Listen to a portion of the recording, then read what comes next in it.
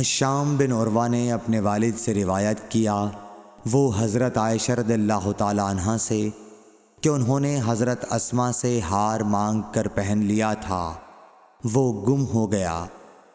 رسول اللہ صلی اللہ علیہ وسلم نے ایک آدمی کو اس کی تلاش کے لیے بھیجا، جسے وہ مل گیا۔ پھر نماز کا وقت آ پہنچا اور لوگوں کے پاس جو ہار کی تلاش میں گئے تھے پانی نہیں تھا۔ لوگوں نے نماز پڑھ لی اور رسول اللہ صلی اللہ علیہ وسلم سے اس کے متعلق شکایت کی۔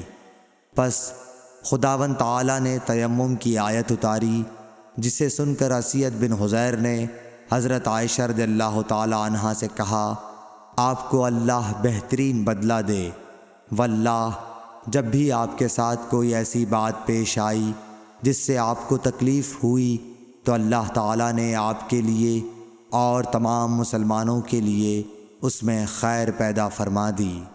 صحیح بخاری حدیث نمبر 336۔